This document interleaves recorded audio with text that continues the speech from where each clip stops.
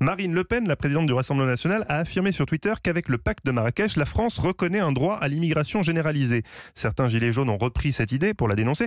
Or, il faut peut-être rappeler tout simplement que déjà ce pacte de Marrakech n'est pas contraignant. On est dans un fantasme là sur ces... Oui, il n'est absolument pas contraignant. C'est écrit dès les premières pages. Les États restent totalement souverains par rapport à ce pacte. Oui, c'est un engagement plus moral ou un idéal à atteindre. Alors justement, avec votre manifeste, vous espérez que le grand public, les politiques et les médias prendront enfin un peu de recul sur cette question migratoire. Il y a beaucoup de fantasmes autour de cette question. Oui, il y a beaucoup de fantasmes sur les chiffres. Et aussi, le manifeste souhaite rappeler qu'il y a des réalités biologiques, démographiques, historiques, sociales qu'il faut prendre en compte. Et on souhaite en fait partager, sur un petit texte assez court, puisqu'il fait une quinzaine de pages, partager un certain nombre de faits et d'analyses scientifiques. Justement, quels sont les grands chiffres qui permettent de recadrer un peu les débats ? Les grands chiffres, alors il y a un chiffre intéressant, c'est qu'il y a seulement 3% de la population qui migre effectivement. 97% vit dans le pays dans lequel il est né.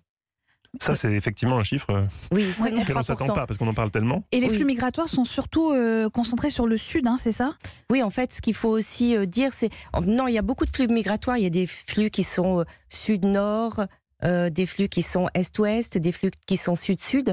Mais ce que l'on craint souvent, c'est cette thématique du grand remplacement, mais en fait qui n'a pas de sens, parce qu'en Afrique, il y a quand même 84% des populations qui restent à proximité quand ils migrent dans le pays à côté de chez eux. En Afrique. Voilà, c'est ça. C'est ça qu'il faut rappeler. Vous parlez, on est aujourd'hui la journée mondiale des droits de l'homme. Vous rappelez aussi que le droit à circuler librement fait partie de la Déclaration des droits de l'homme. C'est l'article 13. On a tendance un peu à l'oublier.